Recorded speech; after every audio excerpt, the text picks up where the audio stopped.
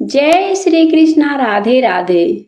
आप सभी को ढेर सारी शुभकामनाएं। प्रिय श्रोतागण, कार्तिक मास को वर्ष का सबसे पवित्र और उत्तम मास माना जाता है, जिसमें भक्त भगवान विष्णु की विशेष पूजा करते हैं।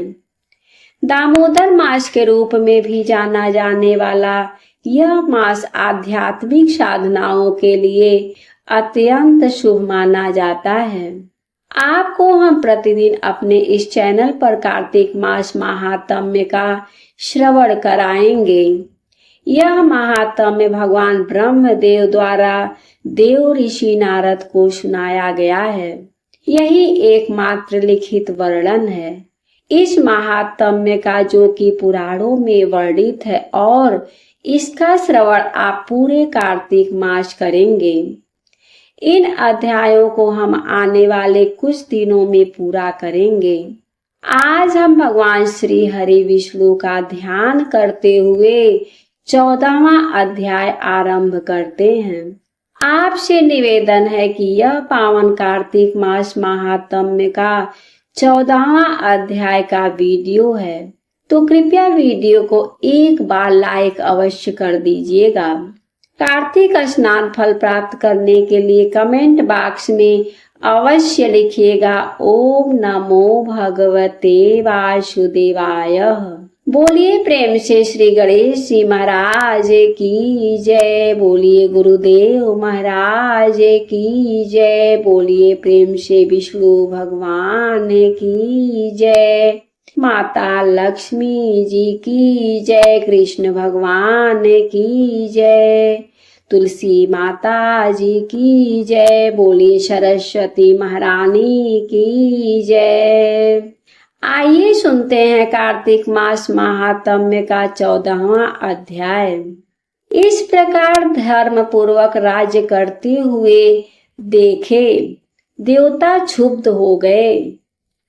इस प्रकार धर्म पूर्वक राज्य करते हुए देख देवता क्षुब्ध हो गए।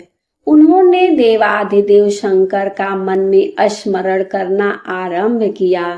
तब भक्तों की कामना पूर्ण करने वाले शंकर ने नारद जी को बुलाकर देव कार्य की इच्छा से उनको यहाँ भेजा। शंभु भक्त नारद शिव की आज्ञा से देवपुरी में गए। इंद्रादिक सभी देवता व्याकुल हो शीघ्रता से उठ नारद जी को उत्कंठा भरी दृष्टि से देखने लगे। अपने सब दुखों को कहकर उन्हें नष्ट करने की प्रार्थना की। तब नारद जी ने कहा, मैं सब कुछ जानता हूँ, इसलिए अब मैं दैत्यराज जलंधर के पास जा रहा हूँ। ऐसा कह नारद जी देवताओं को आश्वासन देकर जलंधर की सभा में आए। जलंधर ने नारद जी के चरणों की पूजा कर हंसते हुए कहा, हे ब्राह्मण, कहिए आप कहाँ से आ रहे हैं, यहाँ कैसे आए हैं?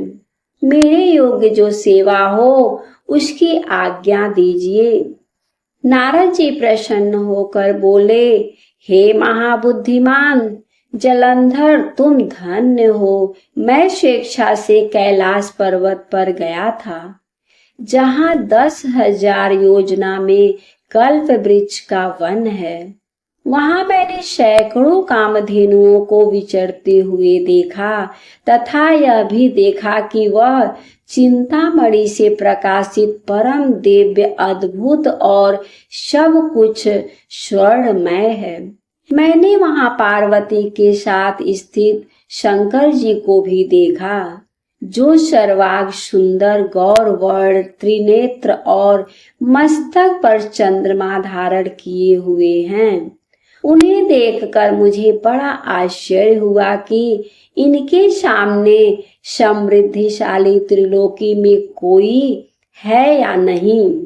हे दैतेंद्र, उसी समय मुझे तुम्हारी समृद्धि का स्मरण हो आया और उसे देखने की इच्छा से ही मैं तुम्हारे पास चला आया हूँ।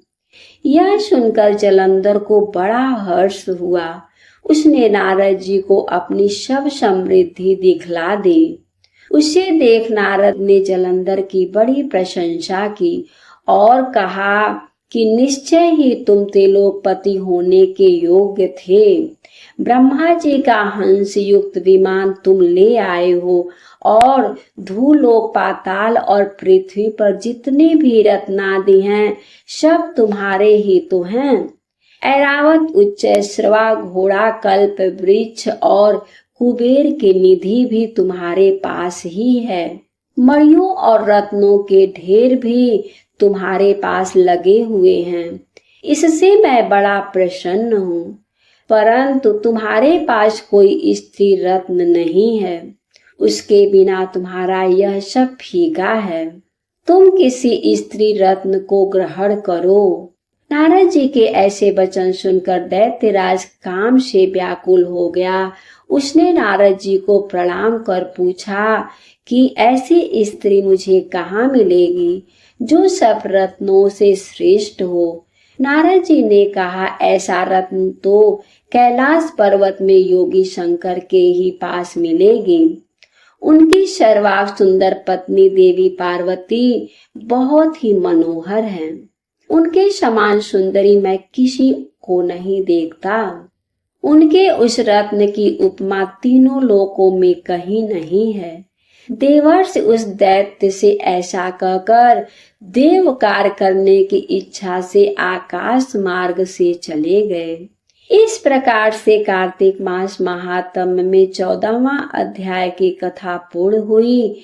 अगर आप सब कार्तिक मास महात्म्य की 15वां अध्याय की कथा को सुनना चाहते हो हमारे चैनल पर, अगर आप नए आए हो तो इस चैनल को लाल बटन दबा करके सब्सक्राइब करें, साथ में बेल आइकन घंटी को दबाएं ताकि मेरे वीडियो का नोटिफिकेशन आपको समय समय से मिलता रहे। वीडियो को लाइक करें, शेयर करें। जय श्री कृष्णा, राधे राधे। हमारे वीडियो को देखने के लिए आपको बहुत बहुत धन्यवाद।